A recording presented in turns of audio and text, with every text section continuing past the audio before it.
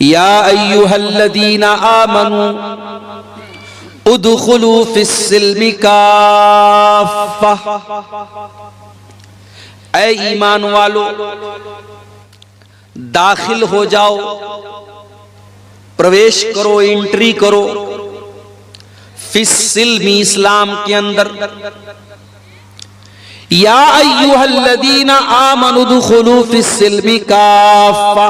ऐ ईमान वालो, तुम इस्लाम के अंदर पूरे के पूरे दाखिल हो जाओ। आप किसी मकान के अंदर दाखिल होते हैं, ऐसा तो नहीं होता कि आपका हाथ मकान के अंदर है और बाकी जिस्म बाहर है, ऐसा तो नहीं होता। आप ऐसा भी नहीं करते, किसी मकान के अंदर, किसी बिल्डिंग के अंदर आप दाखिल होते हैं, पैर बिल्डिंग के अंदर है और बाकी बॉडी बाहर है। आप जब भी किसी मकान में प्रवेश करते हैं, किसी घर में दाखिल होते हैं, तो पूरे के पूरे दाखिल होते हैं। अल्लाह रब्बुल आलमीन फरमा रहा है उदखुलू फिस्सिल्मि काफ़्फ़ा। ऐ ईमान वालो, तुम इस्लाम के अंदर पूरे के पूरे दाखिल हो जाओ। गोया इस्लाम भी एक बिल्डिंग की तरह है, इस्लाम भी एक घर की तरह है, और इस घर में तुम्हें आधा अधूरा नहीं दाखिल होना है, इस घर में तुम पूरे के पूरे दाखिल हो जाओ। वला तत्तबिऊ खुतुवातिश शैतान। और ऐ ईमान वालो, तुम शैतान के तरीके पर न चलना, शैतान के नक्शे कदम पर न चलना। इन्नहु लकुम अदुव्वुम मुबीन। शैतान तुम्हारा सबसे बड़ा दुश्मन है, खुला हुआ दुश्मन है। वो छुप करके दुश्मनी नहीं कर रहा है, खुल करके दुश्मनी कर रहा है। भाई एक दुश्मन हमारा वो होता है, दुश्मन है लेकिन हमको मालूम नहीं, उससे बचना थोड़ा मुश्किल होता है। शैतान कोई ऐसा दुश्मन नहीं जो छुपा हुआ है, शैतान पहले दिन से हमारा दुश्मन है। हमारे बाप आदम को इसी ने जन्नत से निकलवाया, हमारी माँ हव्वा को इसी ने जन्नत से निकलवाया। हमारे माँ बाप आदम और हव्वा को जिस पेड़ के करीब जाने से अल्लाह ने मना किया था, उस पेड़ को चखने पर इसने मजबूर तो नहीं कह सकते, यानी ऐसा उनको लालच दिलाया, ऐसा बहकाया कि उन्होंने उस पेड़ को खा लिया, उसके फल को खा लिया। जन्नत के अंदर उनके कपड़े बदन से उतर गए, दोनों बरहना हो गए, नंगे हो गए, जन्नत के पत्तों से अपनी शर्मगाहों को ढांपने लगे। शैतान हमारे बाप आदम से लेकर के हमारी माँ हव्वा से लेकर के कयामत तक आने वाले हर इंसान का दुश्मन है, हर उस इंसान का दुश्मन है जो अल्लाह के रास्ते पर चलने वाला है, जो दीन के रास्ते पर चलने वाला है। शैतान का काम ही है हमको बहकाना। शैतान तो वादा करके आया अल्लाह ताला से, शैतान खामोश नहीं बैठा है, शैतान वादा करके आया है। सुम्मा लातियन्नहुम मिन बैनि अयदीहिम व मिन खल्फिहिम व अन अयमानिहिम व अन शमाइलिहिम व ला तजिदु अक्तरहुम शाकिरीन। आय अल्लाह, मैं तेरे ज्यादातर बंदों को बहकाऊंगा। आय अल्लाह, आगे से भी बहकाऊंगा, पीछे से भी बहकाऊंगा, दाएं तरफ से भी बहकाऊंगा, बाएं तरफ से भी बहकाऊंगा। आय अल्लाह, हर तरफ से तेरे बंदों को बहकाऊंगा। व ला तजिदु अक्तरहुम शाकिरीन, और तेरे ज्यादातर बंदे तेरे नाशुक्रे हो जाएंगे। नाशुक्रे हैं कि नहीं? बड़े बड़े पढ़े लिखे लोग हैं, काबिल लोग हैं, वेल एजुकेटेड हैं, वेल क्वालिफाइड हैं, सूरज के आगे हाथ जोड़ रहे हैं, चांद की इबादत कर रहे हैं, पेड़ की इबादत कर रहे हैं, नदी के आगे हाथ जोड़ रहे हैं, सांड को देख करके, गाय को देख करके उसके आगे हाथ जोड़ रहे हैं, गाय का पेशाब पी रहे हैं, गाय का गोबर खा रहे हैं। आपके गुवाहाटी के अंदर औरत की शर्मगाह की मूर्त बनी, उसकी इबादत हो रही है, शर्मगाह की पूजा, शर्मगाह की इबादत हो रही है। इससे बढ़ करके अल्लाह ताला की नाशुक्री क्या होगी? पैदा करने वाला अल्लाह, जिंदगी देने वाला अल्लाह, ऑक्सीजन चलाने वाला, ऑक्सीजन देने वाला अल्लाह, रोजी रोटी का मालिक अल्लाह, और अल्लाह की धरती पर रह करके अल्लाह की ऑक्सीजन में सांसें लेकर के इंसान शर्मगाह की इबादत कर रहा है। इससे बढ़ के नाशुक्री क्या होगी? अभी हमारे उत्तर प्रदेश में 12 साल पर हमारे गैर मुस्लिम भाइयों का एक त्यौहार आता है महाकुंभ के नाम से। अभी वो चल रहा है, बड़ी भीड़ है, अभी ट्रेनों में रोड पर सफर करना बड़ा मुश्किल है।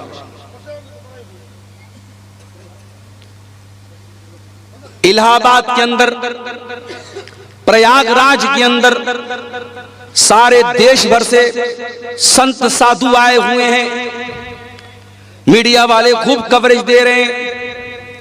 उसमें ऐसे भी साधु लोग आते हैं, ऐसे भी बाबा लोग आते हैं। कोई 10 साल से अपना हाथ ऐसे उठाए हुए है और उसी को बहुत बड़ी इबादत समझ रहा है। कोई नंगा हो करके, मादर जात बरहना है, नंगा है, बदन पर एक कपड़ा नहीं, शर्मगाह नजर आ रही है। औरत आती है, उस नंगे बाबा के आगे सजदा करती है, उसकी शर्मगाह को छू करके आशीर्वाद लेती है और मीडिया वाले उसको कवरेज दे रहे हैं। मेरे प्यारे साथियों, इस मंजर को देख करके इंसानियत भी शर्मा जाए, इंसान भी शर्मा जाए कि ये क्या हो रहा है। शर्मगाह की इबादत हो रही है और इंसान नंगा घूम रहा है और उसको दीन समझा जा रहा है, उसको सवाब समझा जा रहा है। ये सारे मनाजिर देखने के बाद क्या हमारे और आपके दिल में ये जज्बा पैदा नहीं होता कि ऐ अल्लाह, तेरा बहुत बड़ा करम और एहसान है कि तूने हमें मुसलमान बनाया है। हमारी औकात नहीं थी, हमारी हैसियत नहीं थी कि हम अपनी सूझबूझ से इस दिन को कबूल करते। बड़े बड़े दानिश्वर, बड़े बड़े पढ़े लिखे बुद्धिजीवी लोग इसी मुल्क में रहते हैं, इस्लाम कबूल नहीं कर रहे हैं, तौहीद कबूल नहीं कर रहे हैं। ऐ अल्लाह, हम इस बात की गारंटी कैसे ले सकते थे? ये तो तेरा करम है, तूने हमें मुसलमान बनाया है। कभी गौर करना मेरे प्यारे साथी, हमारे अंदर कोई सुरखाब का पर लगा हुआ है? अल्लाह ने कौन सी ऐसी खास बात हमारे अंदर देखी हमको मुसलमान बना दिया? ये बस उसका करम है, उसकी कृपा है, उसकी रहमत है, वरना हम किस लायक है मेरे प्यारे साथी। इसीलिए जन्नती जब जन्नत में जाएंगे तो क्या कहेंगे? वक़ालुल हम्दुलिल्लाहिल्लज़ी हदाना लिहाज़ा वमा कुन्ना लिनहतदिय लौला अन हदानल्लाह। आय अल्लाह, तेरा करम और तेरा शुक्र है, तूने हमको हिदायत की नेमत से नवाजा, इस्लाम की नेमत से नवाजा। आय अल्लाह, अगर तू हमको हिदायत न देता तो हमें ये हिदायत नहीं मिल सकती थी, हम इस हिदायत को नहीं पा सकते थे। आय अल्लाह, तेरा करम है कि तूने हमको हिदायत से नवाजा। ये अल्लाह का बहुत बड़ा एहसान है मेरे प्यारे साथी। इसीलिए 5 टाइम की नमाज में हम बार बार अल्लाह ताला से क्या दुआ करते हैं? इहदिनस सिरातल मुस्तकीम। आय अल्लाह, तू सिराते मुस्तकीम पर हमको चलाना, अपने सीधे रास्ते पर चलाना, इस्लाम के ऊपर चलाना। सिरातल लज़ीना अनअमता अलैहिम। आय अल्लाह, उनके रास्ते पर चलाना जिनके ऊपर तेरा करम हुआ, तेरा इनाम हुआ। आय अल्लाह, नबियों के रास्ते पर चलाना। आय अल्लाह, सिद्दीकीन के रास्ते पर चलाना। आय अल्लाह, शुहदा के रास्ते पर चलाना। आय अल्लाह, सालिहीन के रास्ते पर चलाना। गैरिल मग़दूबि अलैहिम वलद्दाल्लीन। आय अल्लाह, उनके रास्ते पर तू न चलाना जिनके ऊपर तेरा गजब नाजिल हुआ, उनके रास्ते पर न चलाना जो भटक गए। आय अल्लाह, यहूद और नसारा के तरीके पर न चलाना। ये दुआ करते हैं हम सूरह फातिहा की शक्ल में। 5 टाइम की नमाज में हर रकात में हम ये दुआ करते हैं कि इतनी बड़ी नेमत है मेरे प्यारे साथियों इस्लाम, कि इस नेमत को हम बार बार अल्लाह से मांगते हैं। इसीलिए कुरान में हमको ये दुआ सिखाई गई, रब्बना ला तुज़िग़ क़ुलूबना बअद इज़ हदैतना व हब लना मिन लदुनका रहमह इन्नका अंतल वह्हाब। ईमान वाले ये दुआ करते हैं, ऐ परवरदिगार, जब तूने इस्लाम की नेमत से हमको नवाजा, जब तूने हिदायत की नेमत से हमको नवाजा, आय अल्लाह, दोबारा हमको भटकने न देना, गलत रास्ते पे जाने न देना, शिर्क के रास्ते पर जाने न देना, कुफ्र के रास्ते पर जाने न देना। आय अल्लाह, जब तूने हिदायत की नेमत से नवाजा तो फिर हमारे दिल की हिफाजत करना। इसी झारखंड की सरजमीन पर रांची बहुत मशहूर शहर है, झारखंड का कैपिटल है आपके स्टेट के। नुसरत जहां नाम की एक लड़की, 5 टाइम की नमाजी, रोजेदार, उलमा के बयान सुनने वाली, एक दीनी बैकग्राउंड, एक रिलीजियस बैकग्राउंड से ताल्लुक रखने वाली लड़की मुर्तद हो जाती है और नुसरत जहां से निशा सिंह बन जाती है। कभी आपने सोचा कि ये वाकयात क्यों हो रहे हैं? आपके लिए तो एक न्यूज है साहब, अखबार में खबर आ गई, हमने एक न्यूज की तरह, एक समाचार की तरह सुन लिया। माफ करना मेरे प्यारे भाइयों, अगर आपकी कौम की कोई लड़की निशा सिंह बन रही है नुसरत जहां से, तो पूरी कौम के लिए सोचने का मकाम है। पूरी कौम के चेहरे के ऊपर बहुत बड़ा थप्पड़ है कि आप अपने दीन की अहमियत भी अपनी कौम की बच्चियों को न बता सके।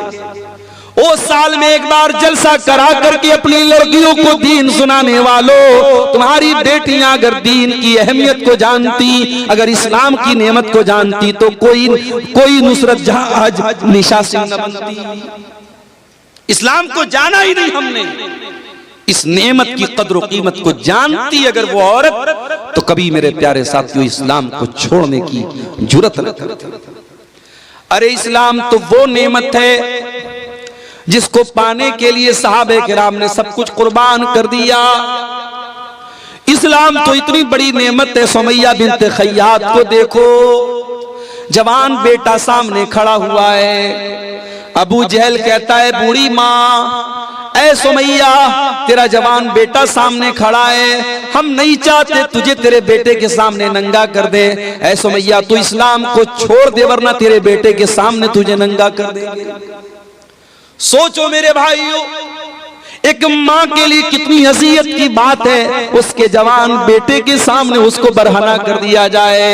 ऐ सुमैया तू बूढ़ी हो चुकी है, तेरे बदन में कमजोरी आ चुकी है, मगर तेरा ईमान तो फौलाद के जैसा मजबूत है। सुमैया ने जवान बेटे के सामने नंगा हो जाना गवारा कर लिया, मगर तौहीद को छोड़ना गवारा न किया, इस्लाम को छोड़ना गवारा न किया। और चश्मे फलक ने वो मंजर भी देखा, एक बूढ़ी औरत के बदन से कपड़े उतार लिए गए, जवान बेटे के सामने उसको बरहना कर दिया गया।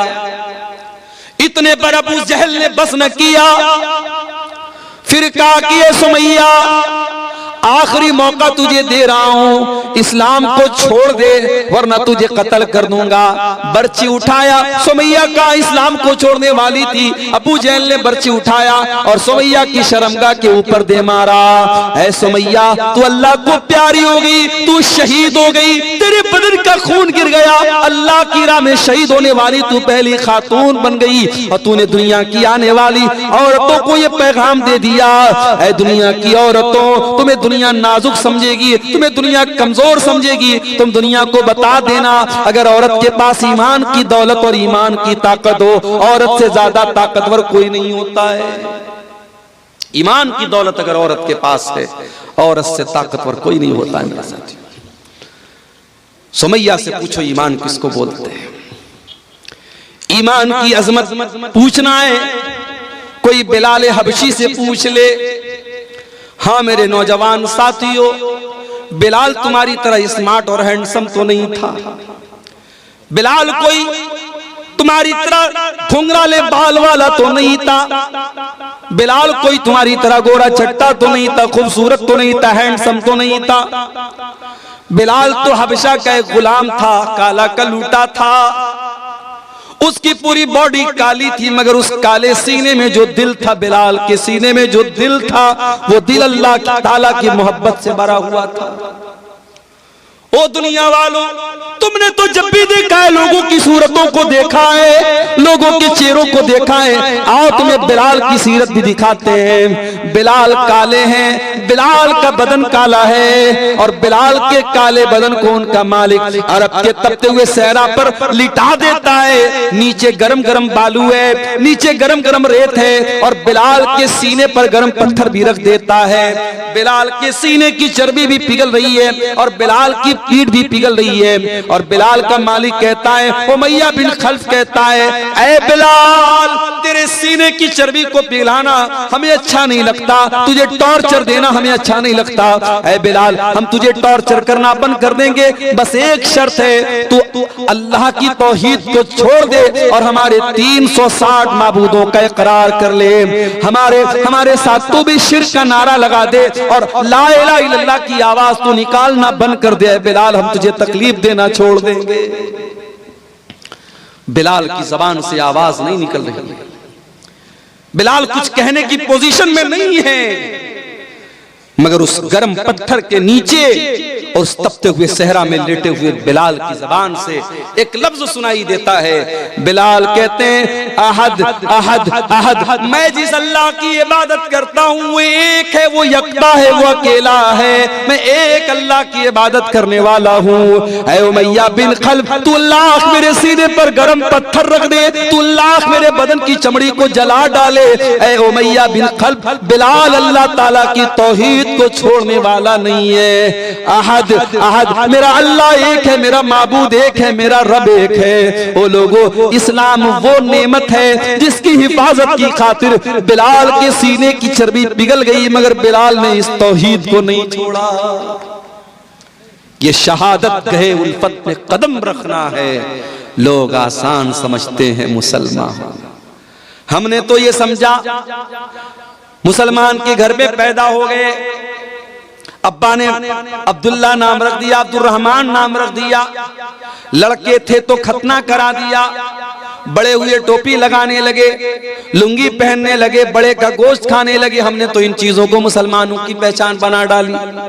ओ लोगों, इस्लाम इतना आसान तो नहीं है, ये तो शहादत गए उल्फत में कदम रखना है। लोग आसान समझते हैं मुसलमान होना, लोग आसान समझते हैं मुसलमान होना। इस्लाम ये फूलों की सेज नहीं है मेरे प्यारे साथियों, ये कांटों भरा रास्ता है। इस्लाम पर चलते हुए कदम कदम पर ऐसे मौके आएंगे जब आपको अपनी ख्वाहिशात का गला घोटना पड़ेगा, अपनी इच्छाओं को मारना पड़ेगा, अपनी डिजायर्स को खत्म करना पड़ेगा, तब जाकर के आप अल्लाह ताला की जन्नत को सकते हैं। इस्लाम ने पूरे के पूरे दाखिल हो जाओ, इस्लाम में अधूरे दाखिल मत होना। इस्लाम वो दीन है जो अल्लाह ताला का इकलौता पसंदीदा दीन है। इस्लाम के आने के बाद अब कोई और दीन अल्लाह ताला क्या स्वीकार्य नहीं होगा, एक्सेप्टेबल नहीं होगा, कबूल नहीं किया जाएगा। अल्लाह कुरान में कहता है, इन्नद्दीन इंदल्लाहिल इस्लाम, अल्लाह ताला के यहाँ अगर कोई दीन कबूल होगा तो इस्लाम होगा। अल्लाह फरमाता है, वमन यब्तगी गैरल इस्लाम दीनन फलन युक़बल मिन्हु व हुवा फिल आखिरति मिनल खासिरीन। तुम इस्लाम को छोड़ करके कोई और मजहब लेकर के आओगे, तुम जितनी भी नेकी का पहाड़ लेके आ जाओ, अगर इस्लाम के अलावा कोई और मजहब लेकर के आओगे कबूल नहीं किया जाएगा।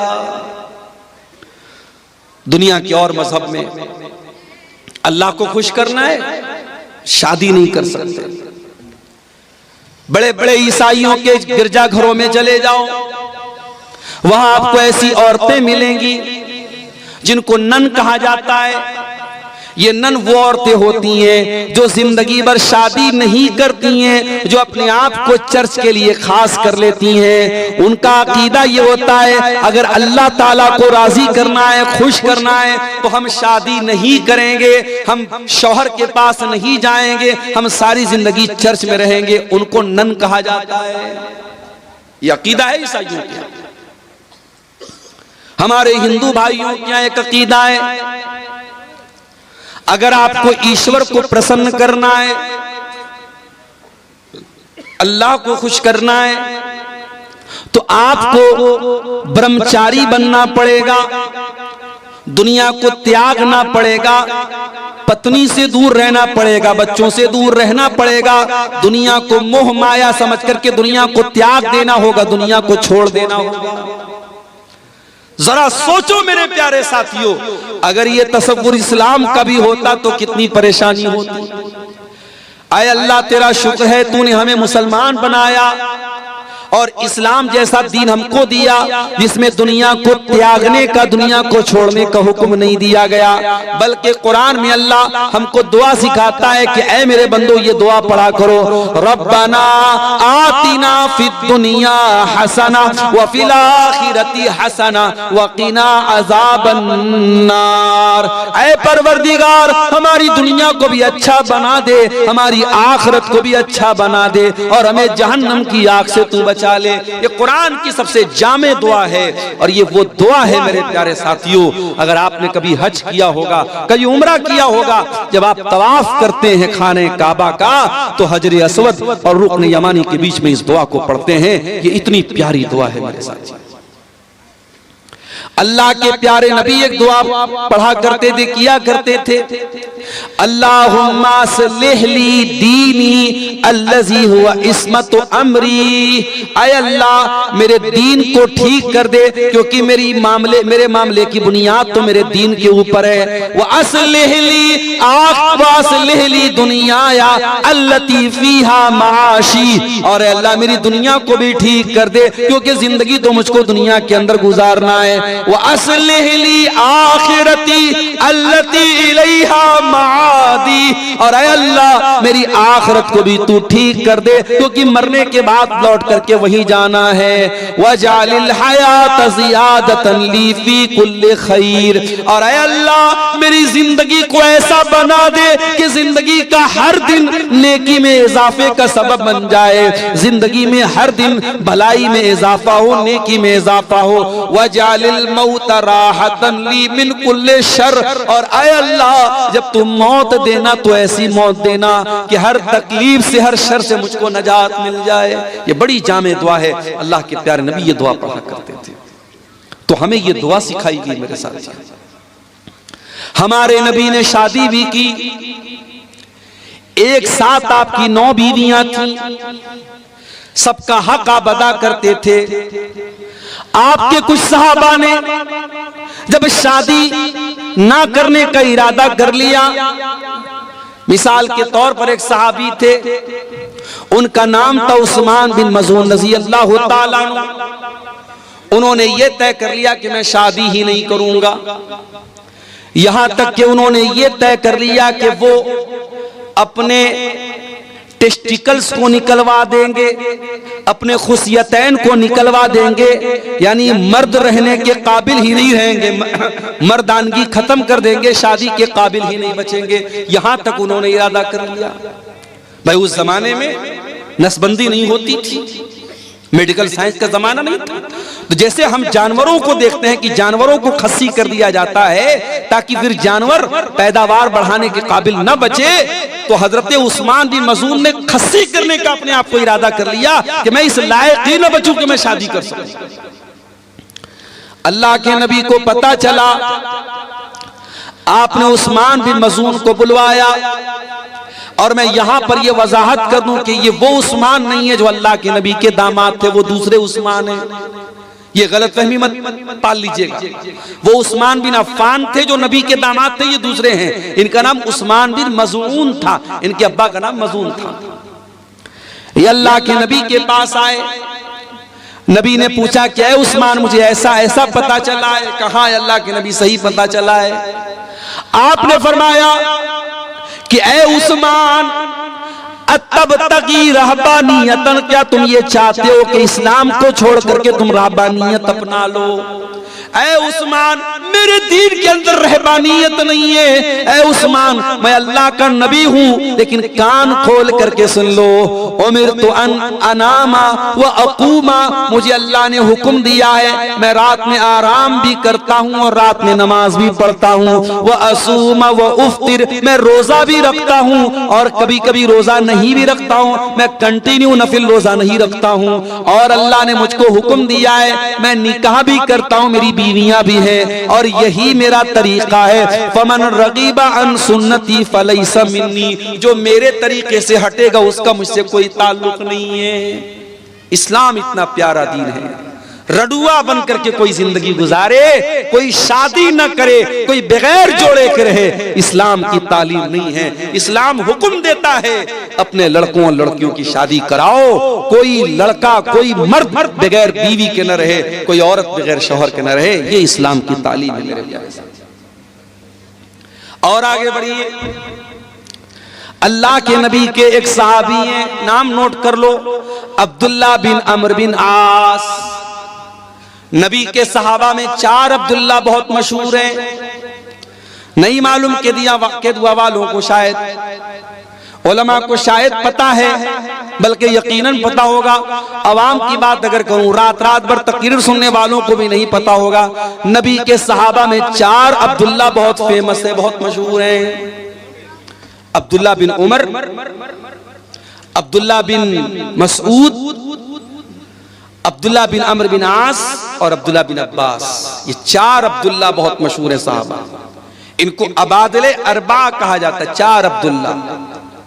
इसमें से एक सहाबी अब्दुल्ला बिन अमर बिन आस हैं, वो भी सहाबी, उनके अब्बा भी सहाबी, बाप भी सहाबी, बेटा भी सहाबी। हजरत अब्दुल्ला बिन अमर बिन आस बहुत बड़े सहाबी हैं, बहुत नेक इंसान है, रात रात भर नमाज पढ़ने वाले इंसान है, दिन में कंटिन्यू नफिल रोजा रखने वाले इंसान है। उनकी शादी हो गई। शादी के कुछ दिनों के बाद जब बहू को ससुर ने देखा कि बहू न बालों में कंघी कर रही है, न चेहरे पर पानी फेर रही है, चेहरा भी अजीब सा बना हुआ है, बाल भी बिखरे पड़े हैं, तो ससुर ने बहू से पूछा कि क्या बात है, ऐसी तूने हालत क्यों बना के रखी है? भाई ससुर को तो पर्दा नहीं करना है ना। अच्छा, ससुर आ गया तो बहू क्या करती है, जल्दी से अपने चेहरे पर घूंघट डाल देती। ससुर आ गया और देवर आ गया तो तब कभी नहीं घूंघट डालती। देवर से पर्दा नहीं है, जेठ से पर्दा नहीं है, ससुर से पर्दा है। ये अजीब गरीब सिस्टम हमारे यहाँ है, जबकि ससुर तो गैर महरम नहीं है, महरम है वो। ससुर बाप के दर्जे में, अगर ससुर के सामने घूंघट नहीं भी डालेगी, अगर सीने पर दुपट्टा है तो भी चलेगा, लेकिन देवर से तो पर्दा करना है। देवर से पर्दा नहीं करेगी, ससुर से करेगी। तो यहां बहू को देखा ससुर ने कि बहू का चेहरा बड़ा उतरा हुआ है। कहा है मेरी बच्ची क्या बात है, नई नवेली दुल्हन तो बड़ा सज संवर करके रहती है, क्या बात है, तेरे बाल क्यों बिखरे पड़े हैं, तेरा चेहरा क्यों बिखरा पड़ा है, क्या बात है? कहा है अब्बा जान, आपका बेटा तो रात में नमाज पढ़ता है, दिन में रोजा रखता है, आपके बेटे को बीवी से कोई मतलब ही नहीं है। हजरत अमर बिन आस समझ गए क्या मसला है। डायरेक्ट बेटे को बोलना मुनासिब नहीं समझा। अल्लाह के रसूल सल्लल्लाहु अलैहि वसल्लम के पास आए, अरे अल्लाह के नबी, मेरे बेटे की नई नई शादी हुई है और ये हाल है, बीवी का हक अदा नहीं कर रहा है, बीवी के पास भी नहीं जाता है, रात रात भर नमाज पढ़ता है, दिन में रोजा रखता है। आपने बुलाया हजरत अब्दुल्ला को, आए अब्दुल्ला, अलम उखबर अन्नका तक़ूमुल लैल व तसूमुन नहार। आए अब्दुल्ला, मुझे पता चला है तुम रात रात भर नमाज पढ़ते हो, क्या सही खबर है?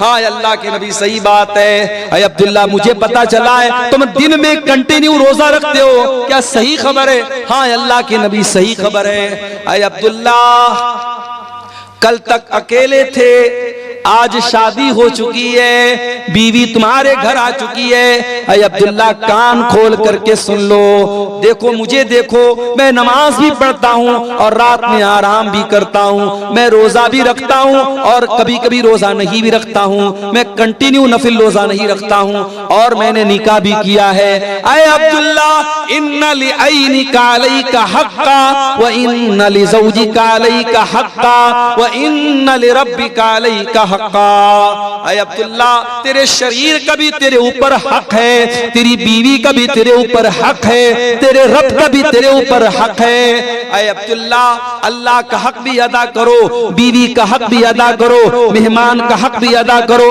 और अपने शरीर का भी हक अदा करो। सबका हक दो, सबको सबका हक दो। ये है इस्लाम की खूबसूरती और ये है इस्लाम की तालीम। मेरे प्यारे साथियों, वो प्यारा दीन हमें और आपको मिला है, मगर हमने क्या किया? हमने इस इस्लाम को बहुत लिमिटेड बना दिया।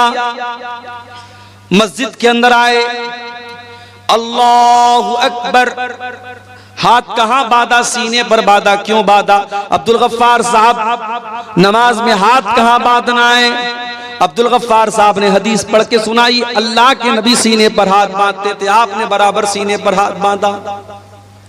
रुकू में गए, मौलवी साहब जब रुकू में जाएंगे तो पीठ कैसी होगी? मौलवी ने हदीस पढ़ के सुनाई, जब तो रुकू में जाए तो पीठ बिल्कुल बराबर होनी चाहिए, सर के लेवल के बराबर होनी चाहिए, न ऊंची होनी चाहिए न नीची होनी चाहिए। रुकू से उठा, समी अल्लाहु लिमन हमीदा रब्बना वलकल हम्दु हम्दन कसीरन तय्यबन मुबारकन फी। सजदे में गया। मौलवी साहब सजदा करते वक्त कौन कौन सी चीजें जमीन पर होनी चाहिए? मौलवी साहब ने हदीस पढ़ के सुनाई, अल्लाह के प्यारे नबी फरमाते हैं, उमिरतु अन अस्जुदा अला सबति आज़ुम, मुझे हुक्म दिया गया है कि सजदे के अंदर 7 हड्डियां जमीन पर होनी चाहिए। दोनों हाथ जमीन पर होना चाहिए, दोनों पैर का घुटना जमीन पर होना चाहिए, दोनों पैर का पंजा, पैर की जो हथेली है वो जमीन पर होनी चाहिए, और इसी तरीके से माथा और नाक, माथा और नाक दोनों एक में है। ये 7 चीजें सजदे में होनी चाहिए। नमाज में आप मुकम्मल हदीस को फॉलो करें। एक एक मसला पूछ रहे हैं मौलवी साहब। मस्जिद के बाहर निकले, दुकान पर गए, कस्टमर आया, हाजी साहब ये माल, ये कपड़ा, ये सामान कितने का देंगे? हाजी साहब कहते अल्लाह की कसम मुझे 100 का पड़ा है, तू 110 दे दे। वही हाजी साहब जो मस्जिद में नमाज का तरीका मौलवी साहब से हदीस की रोशनी में पूछ रहे थे, जब मार्केट में आए, जब बिजनेस करने आए, जब कारोबार करने आए, तो झूठी कसम खा करके अपने माल की गलत कीमत बता दी। हो लोगों, तुमने ये क्यों समझ लिया कि इस्लाम तुम्हारे कारोबार पर अप्लाई नहीं होता? इस्लाम कारोबार से बाहर किसी चीज का नाम है। हो लोगों, इस्लाम एक मुकम्मल साबिते हयात का नाम है, इस्लाम एक मुकम्मल लाइफ स्टाइल का नाम है। इस्लाम अगर आपको नमाज पढ़ने का तरीका बताता है तो इस्लाम आपको कारोबार करने का तरीका भी बताता है। जब आप बिजनेस करेंगे, कारोबार करें, अल्लाह के नबी ने फरमाया कि वहां झूठ नहीं बोलना है, वहां धोखाधड़ी नहीं करना है, वहां किसी हराम माल का बिजनेस नहीं करना है। कारोबार करने का भी आपको तरीका बताया गया। यहां तक कि जब आप पेशाब करने जाते हैं, लेटरीन करने जाते हैं, इस्तिंजा कैसे करना है उसका भी तरीका बताया गया। घोड़े और कुत्ते की तरह खड़े होकर के पैट की जिप खोल करके कहीं पर भी पेशाब कर लेना और शर्मगाह को न धुलना, इस्तिंजा न करना, माफ करना, ये मुसलमान का तरीका नहीं है, ये जानवरों का तरीका है, मुसलमान का तरीका नहीं है। हजरत सलमान फारसी रजी अल्लाह ताला अन्हु के पास एक मर्तबा यहूदी आए और यहूदियों ने आकर के मजाक उड़ाते हुए कहा कि ऐ सलमान फारसी, तुम्हारे नबी ने तो तुम्हें सब कुछ सिखाया है, तो ये भी सिखाया होगा पेशाब कैसे किया जाए, पखाना कैसे किया जाए। कहा कि हाँ ए यहूदियों, हमारे नबी ने पेशाब और पाखाना करने का तरीका भी हमको बताया है। अमरना अल्लाह नस्तकबिल क़िबलत वला नस्तदबिरहा, हमारे नबी ने हमें हुक्म दिया है जब इस्तिंजा करने बैठे तो किबला की तरफ, पश्चिम की तरफ ना चेहरा करें न पीठ करें। और हमारे नबी ने हमको मना किया कि 3 से कम ढेले के जरिए इस्तिंजा न करें, और हमारे नबी ने मना किया कि हम गोबर या हड्डी से इस्तिंजा न करें। ये 3 हुक्म हमारे नबी ने तो हमें पेशाब और पाखाना करने का दिया है। गोया यहूदी तो मजाक उड़ाने के लिए आए थे, मगर सलमान फारसी ने जवाब दे दिया कि ऐ यहूदियों, तुम सही कह रहे हो, हमारे नबी ने हमारे लिए कोई चीज नहीं छोड़ी, हमारे नबी ने हमें पेशाब और पाखाना करने का तरीका भी हमको बताया है। शादी हो गई आपकी, बीवी के पास आपको मिलने जाना है। हो सकता है ये टॉपिक दुनिया के लिए बहुत अजीब व गरीब टॉपिक हो, इस टॉपिक पर बात करना है गुनाह माना जाता हो, लेकिन इस्लाम इस टॉपिक पर भी बात करता है और बीवी से मिलने के वो तरीके जो नाजायज और हराम हैं, इस्लाम उनसे मना करता है। आज हमारे नौजवानों में गंदी फिल्मों के जरिए, पॉर्न मूवीज के जरिए बहुत सारे गलत तरीके बीवी से मिलने के राइज हो चुके हैं। आज इसकी भी जानकारी करने की जरूरत है कि मियां बीवी के ताल्लुकात के सिलसिले में इस्लाम क्या कहता है।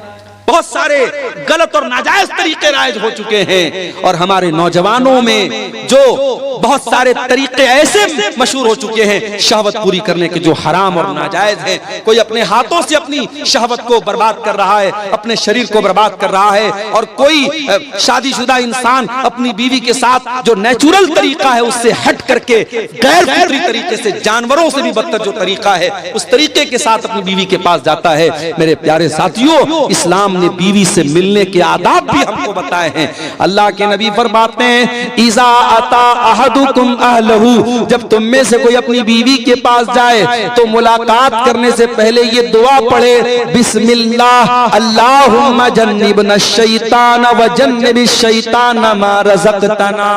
ये दुआ पढ़ने के बाद अपनी बीवी के पास जाए अल्लाह के नाम से, ऐ अल्लाह तू हमें शैतान से बचा और हमारी पैदा होने वाली औलाद को भी तू शैतान से बचा। अल्लाह के प्यारे नबी फरमाते हैं, अगर कोई ये दुआ पढ़ने के बाद बीवी से मुलाकात करेगा, अगर औलाद पैदा होगी, अगर अल्लाह ने मुकद्दर में औलाद लिखी है तो शैतान उस औलाद को नुकसान नहीं पहुंचाएगा।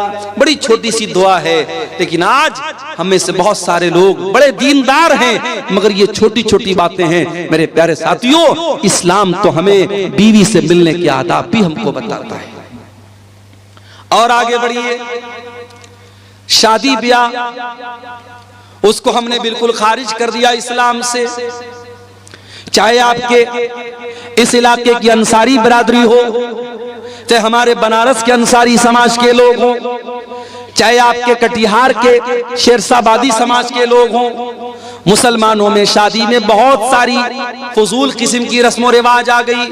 कहीं जहेज धड़ल्ले से चल रहा है, बाकायदा डिमांड हो रही है। हमारे पहचान के एक साहब हैं, वो बिहार, बेतिया एक जगह है बिहार में, बेतिया के रहने वाले हैं, कई बेटियां हैं उनकी, सरकारी टीचर हैं वो। तो एक मर्तबा उनकी किसी बेटी का रिश्ता लगा, तो मैंने पूछा कि मास्टर साहब आपकी बेटी का जो रिश्ता लगा है लड़का क्या करता है?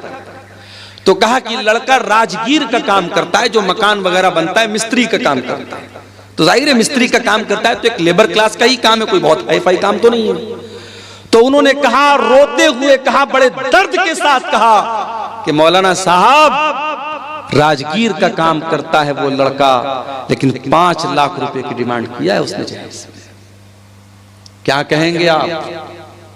जितना क्वालिफाइड दामाद है उसी के हिसाब से डिमांड हो रही है, और जहेज मांगने वाला भी पक्का मुसलमान और जहेज देने वाला भी पक्का मुसलमान। मेरे प्यारे साथियों, नबी के दौर में हजारों शादियां हुई, नबी ने 11-11 शादियां की, नबी ने 4 बेटियों की शादी की, सहाबे किराम ने निकाह किया। न वहां बारात था, न वहां जहेज था, न वहां मंगनी की रस्म थी, न वहां हल्दी की रस्म थी। बड़े सिंपल तरीके से निकाह हो जाता था। हमारे यहाँ आज शादी ब्याह में पूरा का पूरा सिस्टम ही गड़बड़ है। बस एक काम सुन्नत के मुताबिक होता है, बल्कि वो भी सुन्नत के मुताबिक नहीं होता है। निकाह पढ़ाने के लिए हम मौलवी साहब को बुलाते हैं और मौलवी साहब बेचारे आते हैं और बाकायदा लड़का के पास निकाह कबूल कराने के पहले लड़की के पास जाते हैं और लड़की से कबूल करवाते हैं। हमारे बनारस में भी ये रिवाज है। मैं तो कई बार तकरीरों में बोल चुका हूं कि भाई लड़की के पास काजी साहब, मौलवी साहब को जाकर के कबूल करवाने की कोई जरूरत नहीं है। इस्लाम में लड़की को कबूल नहीं करना है, कबूल करने का काम लड़के को करना है। अभी कल की बात मैं आपको बताऊं, बनारस में एक निकाह पढ़ाना था, हमारे एक दोस्त की बहन की भाई की शादी थी, निकाह पढ़ाने में गया तो अब वो सिस्टम तो वही था, लड़की के यहाँ भी जाना था, पर्दा लगा हुआ था, उधर लड़की बैठी है, अब फला बिनते फला आपका निकाह फला के साथ हो रहा है, क्या आपको कबूल है? लड़की अंदर से रो रही है, बेचारी तड़प रही है, उसकी माँ समझा रही है, चची लोग समझा रही, बेटा बोल दे बोल दे बोल दे। बड़ी देर के बाद लड़की बोलती हाँ कबूल है। अच्छा भाई, निकाह नामा में लेकर के गया था मैंने, उसमें बता दिया भाई लड़की की यहाँ साइन करा लो, सिग्नेचर करा लो। अब निकाहनामा जब अंदर से आया बाहर तो देखा इतनी बड़ी सी पेन उसके साथ, खूबसूरत सी पेन, उस पर जो है नग वगैरह जड़े हुए हैं और मोर का पंख लगा हुआ है और उस पर इंग्लिश में कुछ लिखा हुआ है। मैंने देखा तो लिखा तो कबूल है, उस पेन के ऊपर लिखा हुआ है कबूल है। तो आजकल ये ड्रामेबाजी चल रही है। दुल्हन के लिए बाकायदा ऐसा दुपट्टा आ रहा है, दुपट्टे पर लिखा रहता फलाने की दुल्हन, अब्दुल्ला की दुल्हन, अब्दुर्रहमान की दुल्हन। यानी जब तक वो बेचारी दुपट्टा नहीं पहनेगी लोग नहीं समझेंगे कि किसकी दुल्हन है, किसी और की दुल्हन समझ लेंगे उसको। अजीब व गरीब तमाशे हो रहे हैं। नकाब पहन करके लड़कियां आजकल चलती हैं, नकाब के ऊपर एक पट्टी बनी है, पट्टी पर क्या लिखा, इस्लाम की शहजादी। अरे कैसी तू शहजादी है रे, कैसी शहजादी है तू नकाब की को बदनाम कर रही है। अगर वाकई में तो इस्लाम की शहजादी है तो अपने इस नकाब को सिंपल कर ले। आज देहातों में बहुत सारी जगहों पर देखते हैं नकाब के ऊपर लाइट लगी है, खूबसूरत सी लाइट लगी, चमक रही। अरे भाई नकाब के ऊपर लाइट का क्या काम है? तो ये सब ढकोसलेबाजी हम कर रहे हैं मेरे प्यारे साथियों। माफ करना, इस्लाम इन ढकोसलेबाजियों का नाम नहीं है। इस्लाम बड़ा सिंपल दीन है। दूसरे के तरीके पर और दूसरों के नक्शे कदम पर चलने की कोशिश मत करो मेरे प्यारे साथियों। अल्लाह के नबी ने फरमाया लतत्तबिउन्ना सुनन मन कान क़ब्लकुम शिब्रम बिशिब्रिन व ज़िराम बिज़िरा। ऐ मेरी उम्मत के लोगों, तुम अपने से पहले के लोगों के तरीके पर चलोगे। अगर वो एक बालिस्त चले तो तुम भी एक बालिस्त चलोगे, अगर वो एक हाथ चले हैं तो तुम भी एक हाथ चलोगे। हत्ता लौ सलकू जोरज़ बिन सलकतुम, अगर तुमसे पहले के लोग किसी जानवर के बिल में चले जाएंगे तो तुम भी बिल में चले जाओगे। अंधी तकलीद दूसरों की करने की वजह से आज हमारी कौम मेरे प्यारे साथियों बर्बाद हो। और आगे बढ़िए, इस्लाम में पूरे के पूरे दाखिल हो जाओ।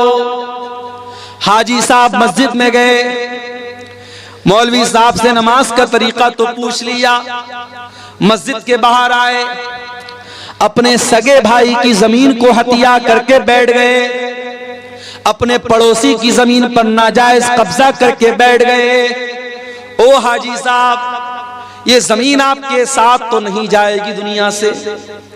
ओ मेरे भाई, जिस दिन तुम मर जाओगे ये सारी जमीन तो दूसरों की हो जाएगी, ये सारा माल तो दूसरों का हो जाएगा, सब ठाट पड़ा रह जाएगा जब लाद चलेगा बंजारा।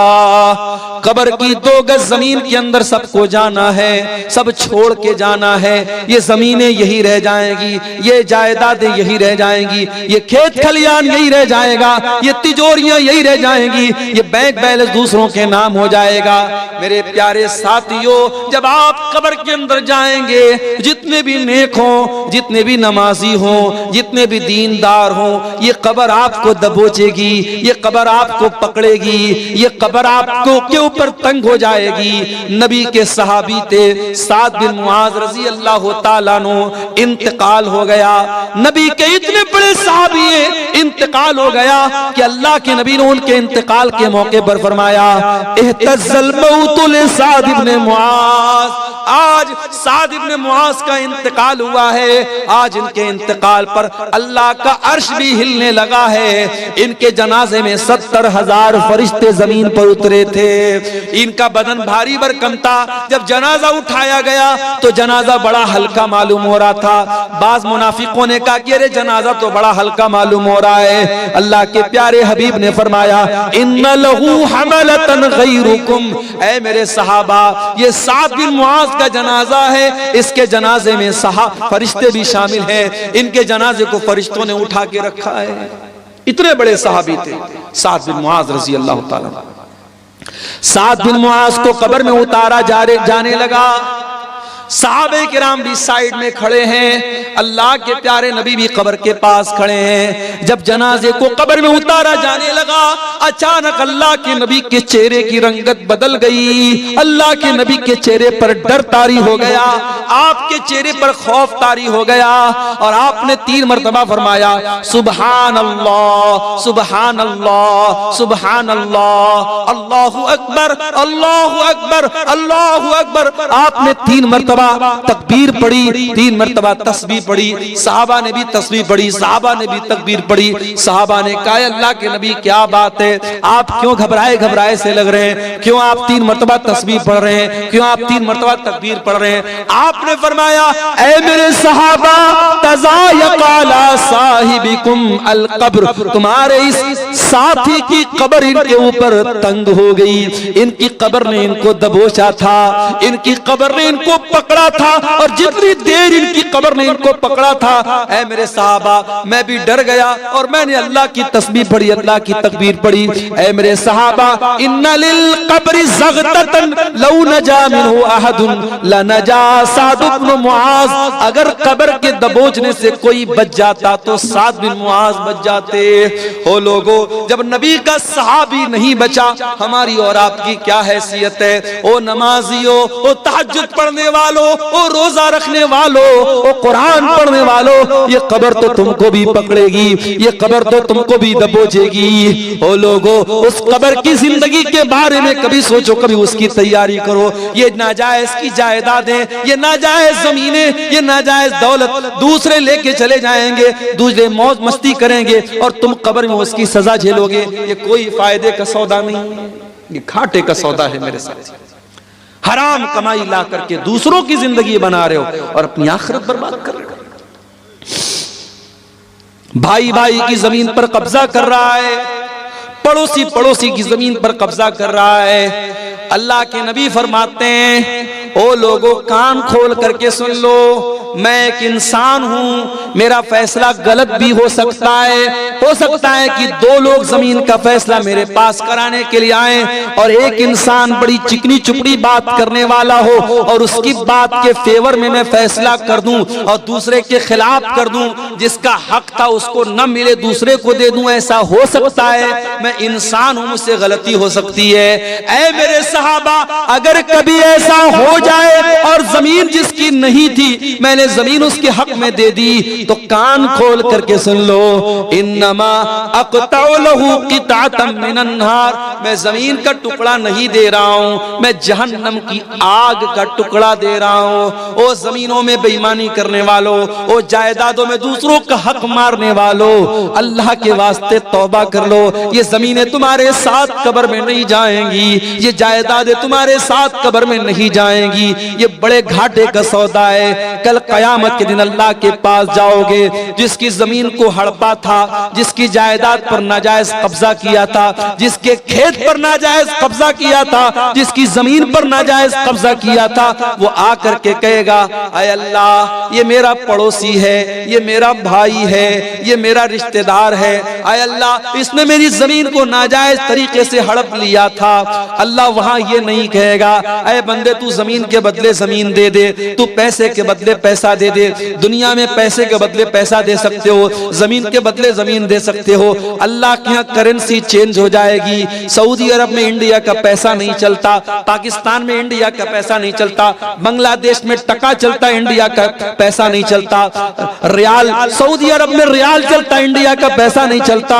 ओ लोगों, कयामत के दिन की करेंसी क्या होगी? वहां दुनिया का पैसा नहीं चलेगा, वहां दुनिया की जमीन नहीं चलेगी। वहां अगर किसी का हक मारा है तो आपको अपनी नेकी देना पड़ेगा, आपको अपनी नमाज देना पड़ेगा, आपको अपना रोजा देना पड़ेगा, आपको अपना सदका खैरात देना पड़ेगा, आपको अपनी ज़कात देनी पड़ेगी। और जब सारी नेकी खत्म हो जाएगी और फिर भी कोई लाइन में खड़ा है, ऐ अल्लाह इसने मेरा भी हक मारा है, मेरी जमीन पर भी कब्जा किया है, मेरे साथ भी ज्यादती की है, अल्लाह के नबी फरमाते हैं कि फिर सामने वाले के गुनाह इसके ऊपर लादे जाएंगे और जो इंसान दुनिया से बहुत सारी नेकी लेकर के आया था वही इंसान गुनाहों से लदा हुआ जहन्नम की आग में फेंक दिया जाएगा।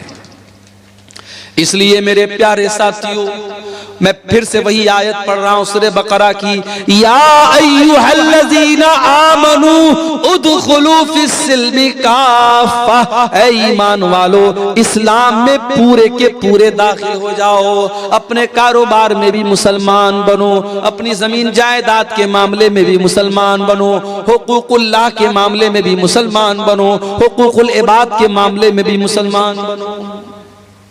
अगर बाप हो एक अच्छे बाप बनो, बेटे हो एक अच्छे बेटे बनो, शौहर हो एक अच्छे शौहर बनो, सारे गांव के लिए बहुत अच्छे हो, बीवी से कभी प्यार से बात नहीं करते। अरे तू कैसा नबी का मानने वाला है? तेरे नबी अपनी बीवियों के नखरे उठाया करते थे, बीवियों के साथ हंसी मजाक किया करते थे। अल्लाह के प्यारे नबी फरमाते हैं, खैरुकुम ले अहलिही वाना खैरुकुम ले अहली। ओ लोगो, तुम में सबसे बेहतरीन इंसान वो है जो अपनी बीवी के लिए अच्छा है, और मैं अपनी बीवी के लिए सबसे अच्छा हूँ। प्यारे नबी अपनी बीवियों के लिए सबसे अच्छे थे। ओ लोगों, अच्छे शौहर बनो, अच्छे बाप बनो। आज तो हमारा हाल क्या है? हमारे बच्चों को तो मोबाइल पालता है। 3 साल का बच्चा है, खाना नहीं खाता, माँ ने यूट्यूब दे दिया। 5 साल का बच्चा है, बच्चा परेशान कर रहा था, माँ ने मोबाइल दे दिया। आपका बच्चा तो मोबाइल से पल रहा है, यूट्यूब से पल रहा है। ओ लोगों, अपने बच्चों को टाइम दो। एक मर्तबा ट्रेन में मैं सफर कर रहा था, एक गैर मुस्लिम लड़का लड़की आपस में बात कर रहे थे। मुझे नहीं मालूम कि भाई बहन थे या मियाँ बीवी थे या कौन थे, मुझे नहीं मालूम, आपस में बात कर रहे थे। ट्रेन की बात बता रहा हूं। तो लड़के ने कहा कि आजकल छोटी छोटी बच्चियां प्यार मोहब्बत के नाम पे क्या क्या कर रही हैं। 8-8 साल की 10-10 साल की लड़कियां, वो भी प्यार मोहब्बत के चक्कर में पड़ी हुई। तो जो लड़की थी ट्रेन के अंदर, उस लड़की ने बड़ी पॉइंट की बात की। उसने कहा कि छोटी छोटी बच्चियां अगर गलत रास्ते पर जा रही हैं तो ये जिम्मेदारी किसकी है कि उनको सही गलत का फर्क बताएं? ये जिम्मेदारी माँ बाप की है, ये जिम्मेदारी गार्जियन की है। तो लड़का बोला कि गार्जियन कितना ध्यान देगा, गार्जियन कितना भी देखेगा। तो लड़की ने कहा कि गार्जियन अपने आप को झोंक दे। आज का दौर वो दौर है।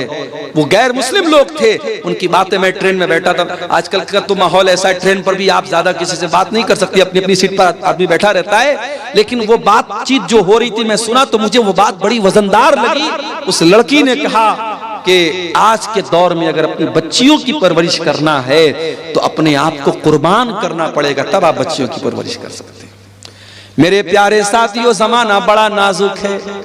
आपकी जवान होने वाली बेटियों को बहकाने के लिए हजारों रास्ते मौजूद हैं। फेसबुक मौजूद है, इंस्टाग्राम मौजूद है, व्हाट्सएप मौजूद है। स्कूल का गंदा माहौल है, कॉलेज का गंदा माहौल है, सोशल मीडिया है, इलेक्ट्रॉनिक मीडिया है, प्रिंट मीडिया है, शैतान के फितने हैं। आपकी जवान होने वाली नस्ल को बर्बाद करने के बहुत सारे रास्ते हैं। अगर आपने ध्यान न दिया, अगर आपने अपने आप को कुर्बान नहीं किया अपने बच्चों की तरबियत के लिए, कल पछताना पड़ेगा। अगर आपने आज ध्यान न दिया, कल बहुत सारी नुसरत जहां ऐसी सामने आ जाएंगी जो निशा सिंह बन जाएगी। आपकी मुसलमान लड़कियां बड़ी तेजी के साथ मुर्तद हो रही हैं। मैं झारखंड में गांव गांव जाके कह रहा हूं, मैं बिहार के गांव गांव जाके कह रहा हूं, ओ लोगों, अपनी औरतों को दीन पहुंचा दो। साल में एक बार जलसा कराने से काम नहीं चलेगा। बार बार सुनाओ, बार बार बताओ, किताबों का मुताला करवाओ, पढ़ाओ लिखाओ। अपने गांव में लड़कियों का इदारा अगर है तो उस इदारे की कदर करो। अपनी बच्चियों को इदारों में पढ़ाओ, अपनी औरतों को सही पर्दा कराओ, अपनी मस्जिदों में औरतों का इंतजाम कराओ, और जुमा के खुतबे में ये सुनिश्चित करो, ये यकीनी बनाओ कि हर जुमा के खुतबे में औरतें भी आपकी मस्जिद पर आए। ये 1 साल का जलसा करा लेने से, जो जलसे में भी क्या होता है, कुछ औरतें बेचारी पिंडाल में बैठी हैं, कुछ औरतें बैठ करके वहां बाहर मार्केट में कुछ खा रही हैं, पी रही, कुछ मटर गश्ती कर रही हैं, कुछ इधर टहल रही हैं, कुछ उधर टहल रही हैं। ये कोई आप मस्जिद से बड़ा बेहतरीन माहौल कहीं नहीं हो सकता। जुमा के खुतबे में आधा घंटा की तकरीर सारे लोग सुकून से वजू करके सुनते हैं।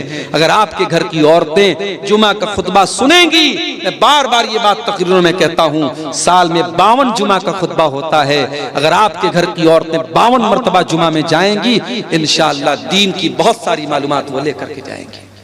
तरबियत के लिए टाइम निकालना पड़ेगा मेरे साथियों। इसीलिए अरबी का एक शायर कहता है, लईसल यतीम मन इंतहा अबवाहु मिन हम्मिल हयाती व खल्लफाहु जलीला। अरे यतीम वो नहीं है जिसके माँ बाप दुनिया से चले गए हो। इन्नल यतीम हुवल्लज़ी तल्का लहू उम्मन तखल्लत औ अबम मशगूला। अरे यतीम तो वो बच्चा है जिसकी माँ के पास समय नहीं है, जिसके बाप के पास टाइम नहीं है, जो अपने बच्चों की तरबियत के लिए वक्त नहीं निकालता है। इसलिए मेरे अजीजों, अपने बच्चों की तरबियत के लिए वक्त निकालो, इस्लाम में पूरे के पूरे दाखिल हो जाओ, एक अच्छे बाप बनो, एक अच्छे शौहर बनो, एक अच्छे मुरब्बी बनो, ताकि आपकी आने वाली नस्लें दीनदार बने। इस समाज के फितरों से अगर अपनी आने वाली नस्लों को बचाना है मेरे अजीजों, अपने आप को नेक और दीनदार बनाओ। जब तक हम खुद दीनदार नहीं बनेंगे अपने बच्चों को दीनदार नहीं बना सकते। बीड़ी पीने वाला बाप अपने बच्चों को बीड़ी से नहीं मना कर सकता, गाली बकने वाला बाप अपने बच्चों को गाली देने से नहीं रोक सकता, बेपर्दा रहने वाली माँ अपनी बेटियों को पर्दा करने की तालीम नहीं दे सकती। अगर अपनी औलाद को सुधारना है तो पहले माँ बाप को खुद सुधरना पड़ेगा, माँ बाप को अपनी इस्लाह करनी पड़ेगी। मेरे अजीजों, आइए हम अल्लाह से दुआ करें, रब्बुल आलमीन हमें कहने सुनने से ज्यादा अमल करने की तौफीक अता फरमाए। रब्बुल आलमीन जिस इदारे की तरफ से आज का ये प्रोग्राम हुआ है, और जैसा कि मुझे नासिर भाई वगैरह ने बताया कि बहुत कदीम इदारा है और बहुत अच्छे तरीके से ये इदारा चल रहा था, बीच में कुछ ऐसे हालात आए हैं, इदारे को आपकी तवज्जो और आपके जो है इस पर तवज्जो देने की जरूरत है। हम अल्लाह से दुआ करते हैं अल्लाह ताला इस इदारे को मजीद तरक्की अता फरमाए। रब्बुल आलमीन हमें अपने बच्चों को सही इस्लामी तरबियत और तालीम देने की तौफीक अता फरमाए। अल्लाह जब तक दुनिया में जिंदा रखे इस्लाम पर जिंदा रखे और हम सब का खात्मा ईमान पर हो। आमीन व आखिर दावाना अनिल हम्दुलिल्लाहि रब्बिल आलमीन। वस्सलामु अलैकुम व रहमतुल्लाहि व बरकातहू।